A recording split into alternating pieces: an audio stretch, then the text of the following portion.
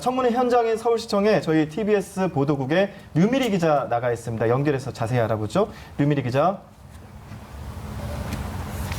네, 서울시청에 나와 있습니다. 네, 예정대로라면 지금쯤 청문회가 끝나지 않았을까 싶은데 어떻게 진행되고 있나요?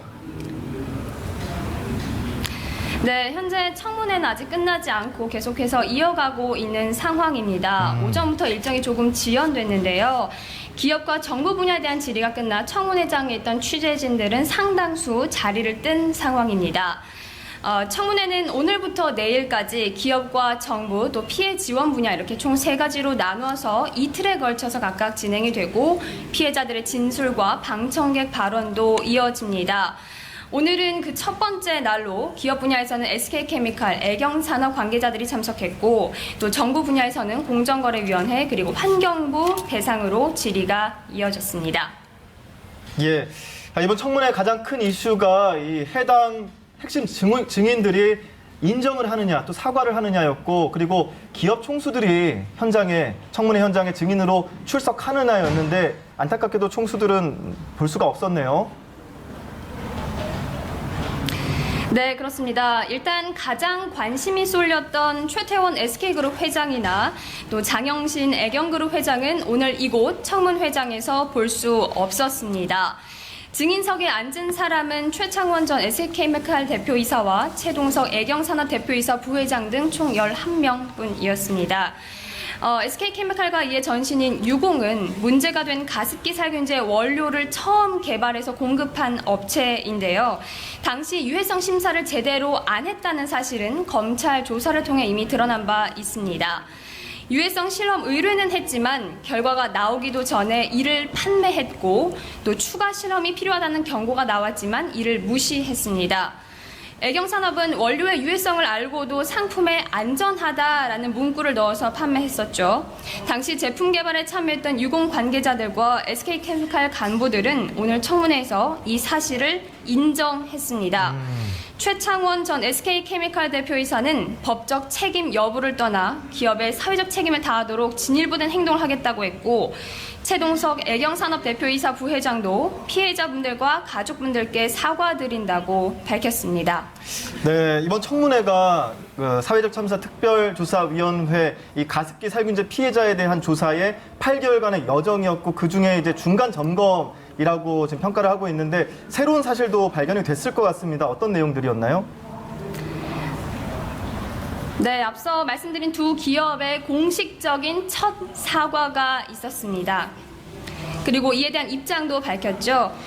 두 번째는 바로 SK케미칼의 전신인 유공에서 가습기 메이트를 1994년 출시한 것으로 알려졌었는데 제품으로 출시되기 이전에 이를 사용한 사람이 있는 것으로 비공개 증인을 통해 오늘 드러났습니다.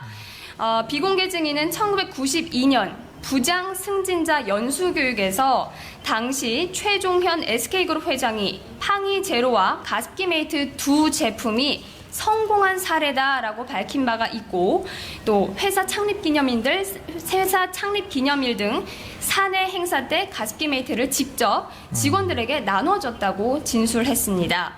또 세 번째는 SK케미칼과 판매 기업인 애경산업이 검찰 수사에 대비해 미리 입을 맞춘 정황이 드러났습니다. 애경산업이 특조위에 제출한 내부 회의록을 통해 드러났는데요.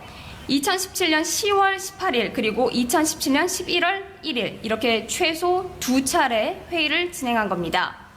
네 번째로는 애경산업이 2016년 2월 1일부터 2017년 11월 30일까지 총 19차례에 걸쳐 법률 자문비로 18억 4천여만 원을 지급한 사실입니다.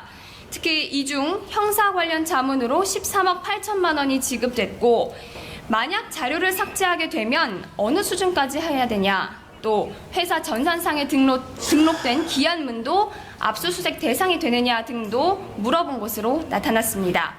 또 가습기 살균제 피해 구제법 개정안 저지를 위한 논의도 이루어진 것으로 나타났습니다. 야, 기업들이 이 증거 인멸을 위해서 짬짬이를 했다는 사실 이번 청문회에서 밝혀졌다고 하니까 내일 청문회가 좀 기대가 됩니다. 또 오후에는 정부 또 환경 분야에 있는 정부 공공기관들에 대한 청문회도 이어졌다고 하는데 어떤 내용들이었나요?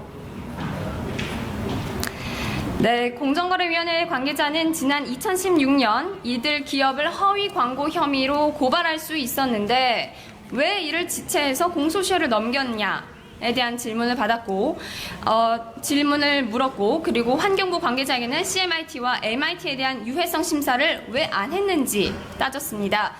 이 밖에 2011년 애경의 내부 대응팀에 공정위 관계자로 추정되는 인물이 포함되어 있었고 또 2016년에는 공정위 사건 담당자가 공정위 출신 기업 관계자를 연이어 만났다는 유착 의혹도 제기됐습니다.